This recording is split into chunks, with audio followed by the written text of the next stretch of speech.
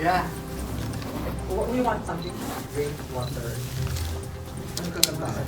Nakakanta ka sa loob. Excited sila. Is it okay to do 2 minutes, 3 minutes? Like a conversation? Yeah. Here. And a fast talk. Yeah. We will do it live. Yeah. Okay. So, Dito lang sa Hong Kong. yeah. For Philippines as well.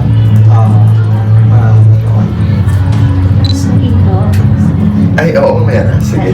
Kasi baka na-implant natin ang, sorry. ang if yan. Oo. Kumusta naman? How is it? How's your, We were able to go to some shops actually last night. Wow!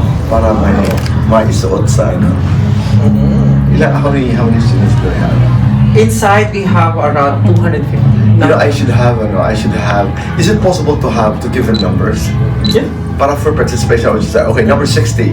Para hindi nagko-concentrate sa, kasi they're very active participants. And then we have a tendency to use the same people. What do you think of the idea? Parang random lang na, can I have number 70 here in front? Yeah. What do you think? Yeah, pwede.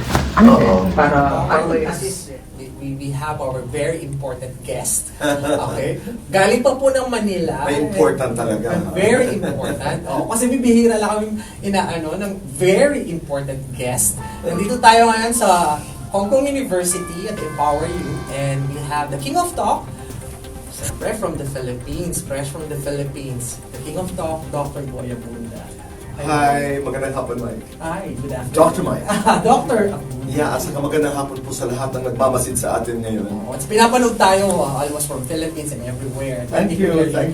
To our domestic workers na part ng program natin. And what made you decide to be here, to talk to these women? Kung saan merong gustong matuto, gusto kong pumunta doon. Pangalawa, Hong Kong and our very diligent, industrious, hardworking, professional home specialists and domestic helpers are very close to my heart. So, excited lamang ako magbahagi ng aking expertise dito sa mga estudyante natin sa University of Hong Kong at ang ating mga kababayan na nais matuto kung paano ang pagsasalita sa harap ng publiko. Wow, that's wonderful. Yeah. And you're very famous in terms of training different personalities. Yes. Miss Universe, politicians, celebrities. And how can this public speaking be of greater help sa kanila naman as being a domestic workers or domestic helpers? Contrary to public perception, public speaking, at least my public speaking, is not about is not just about theatrics. It's not about ladies and gentlemen. It's not about it. It's not just about it. It's part of it. Theatrics is part of speaking before a public. But my public speaking is a course that encourages people to go to their stories, to their core. Sino ka ba? Anong kwento mo? Ano ang mga pangarap mo? Ano ang katotohanan mo? Ano ang pagmamahal sa'yo? What makes you laugh? What makes you cry? So it really encourages students to go back to who they are. Pag nakabalik ka doon, ang sarap magkwento. Ang sarap magkwento. Kaya yung sinasabi namin that in Manila, this is what we call the Boy Abunda Talk Workshop. In short, ang tawag namin, Batok. Batok. Ganda ng name, Batok. Batok. And we say that we encourage our students to discover their power to tell their story. That's wonderful. It's their story. It's their story. Yung para bagang, Dr. Mike, ang sinasabi ko dito ay bawat isa sa atin ay may unique way of telling our story. Kahapon nga, it was very exciting during our first class na pag sinabi ko pula, iba-iba tayo ng pumapasok sa isipan. Pag ang pula sa iyo, Mike, ay Love? di ba? Yes. Ako naman, ang pula sa akin ay maaaring isang building. So I would say building. Dahil kadadaan ko pa lamang sa isang building na pula. Based on it, the course also respects the individuality of the student.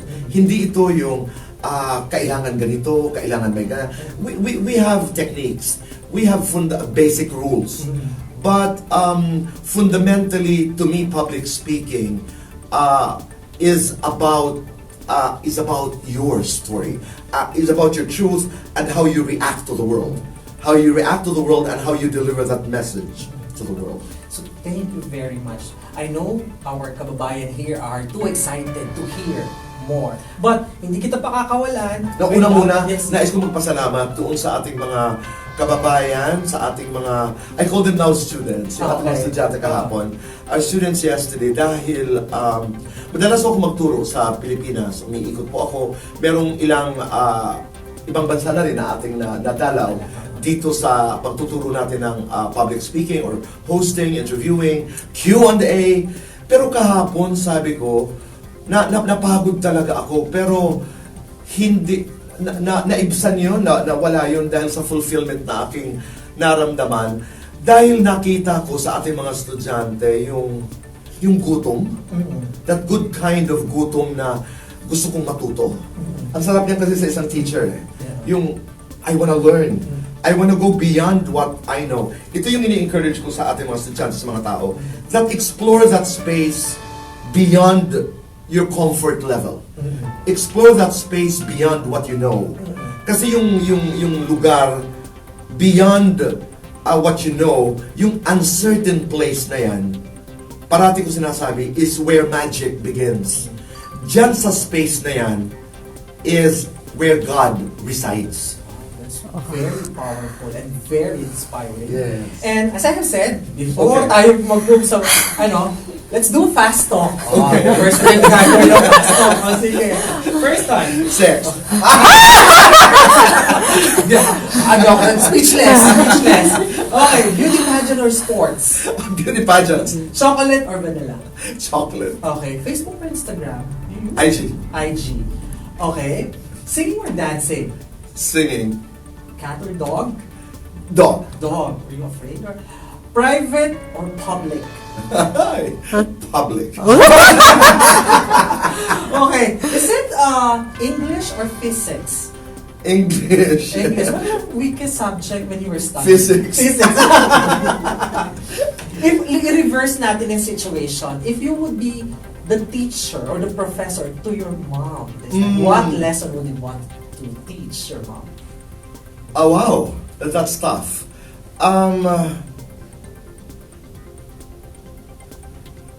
Take some time to smell the flowers, Nanay.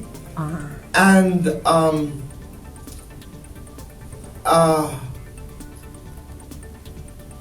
my mother's a teacher. Wait, take some time to smell the flowers. And huwag ko kayo matakot, Nanay. Manghina pa minsan-minsan. You're too strong. Your proudest achievement, that's very powerful. Proudest achievement in your life. I have always made my nanay proud.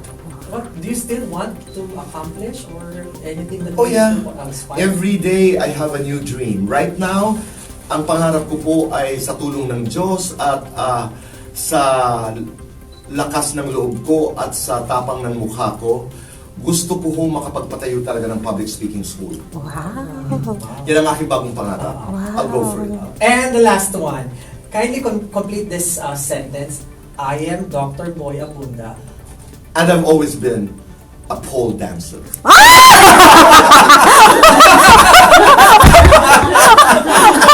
that, maraming salamat po. Thank you so much. Maraming salamat po. And Thank you. thank you for coming to us. And, All the time. And sa lahat po na nanonood, sa lahat po nakikinig, maraming salamat. Sandali naman, Yes, right? yes, yes. I am Dr. Mike and I am...